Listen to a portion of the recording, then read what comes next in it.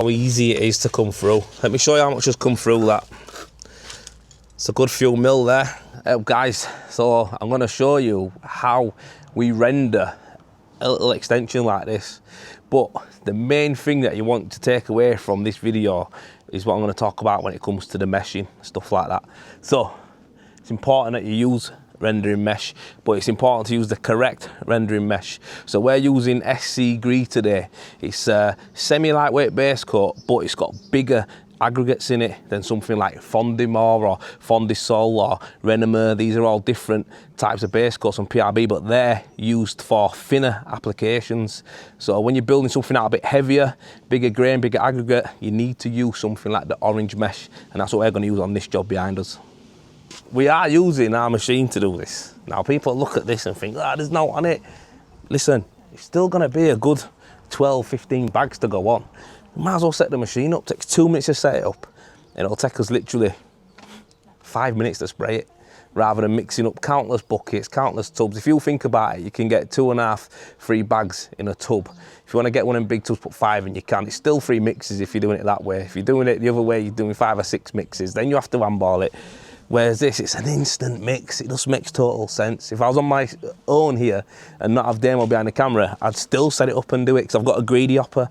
So I'd probably have to fill that hopper up twice. That's it, and it'll mix it for me. And you'll see anyway, it'll get it on quicker to the correct depth, and it just makes life easier. So that's why we love our electric machines. Instant mix. As soon as you turn it on, it's an instant mix. Done.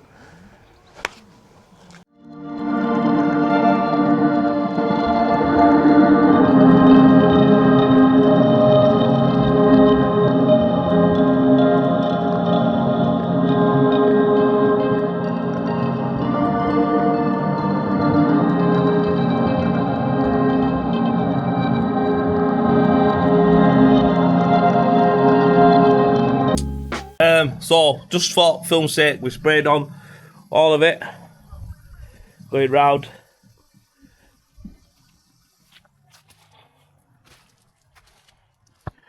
Fully round.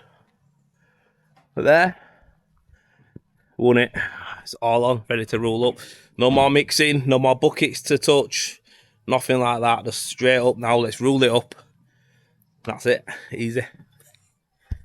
So I started to give this a quick roll up, but listen, you don't want to see that. And you're here to see the process of the mesh and why we use the mesh. So here we go. I'm going to show you how we embed the orange mesh and why we do it. This is ideal for when you're using SC Gree, Classic Tile or PRB's monocoque systems. The bigger squares means that the material can pass through easier, which you're going to see in a second. It's got bigger aggregate in these types of materials, and it needs to have enough space for it to pass through to totally encapsulate the mesh, making it stronger. You can't be using the white mesh using these, because a lot of the grain won't come through. So although you might look like it's coming through, it's not coming through enough or as much as it needs to make sure that you've got the equal amount of, you know, like I say, the aggregates coming through and encapsulating it properly. So it restricts it. This stops that. And it is a little bit thicker as well, so it's stronger. It's ideal for heavier build-ups, thicker build-ups as well. So the white mesh that we've got AVN is for like Fondimore, Fondisol and Renovating top. We use it there because it's a thinner base coat and it's got finer grains and aggregates in it. So it's easier to go through the white and it's a tighter coat. This is for thicker build-ups, it's stronger.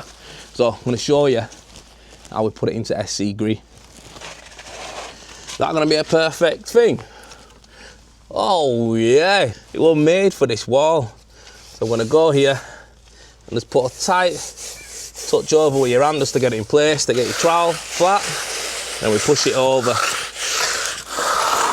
Something I want to add to you and let you know, we use a notched serrated edge here, and these lines, it also helps to embed the mesh better. So if you have this smooth and just use a trowel and then try to push it in, it'll still go through, but I just find the lines make it a bit easier for us. So a little bit raised up, and as you can see, watch this, you see the material coming through, look at it in here,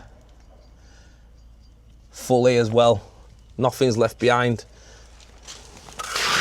Over the top, just like that.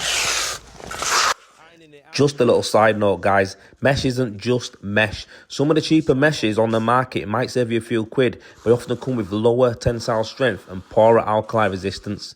On the roll, they can look exactly the same, but once they're embedded in a render system and dealing with movement, impact and weather over time, that's where the difference will really show. That's why we always look at performance and not just the price. And look how easy it is to come through. Let me show you how much has come through that. It's a good few mil there, 2-3 mil. Now, that is why we use this mesh. So the bigger grains, again, can pass through easy, and it's going to encapsulate all the mesh, making it a stronger system. And that's why we say use the orange mesh.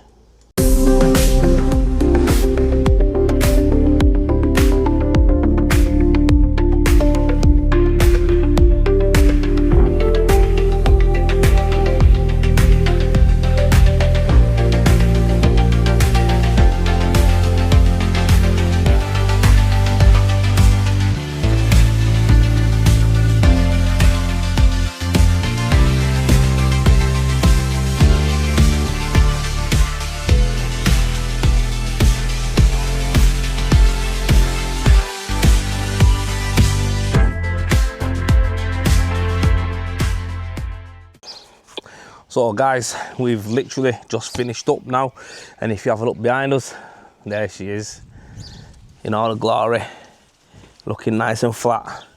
Diamond float finish over it all, reveals everything's done, and she's nice and flat, ready for a primer and a top coat now.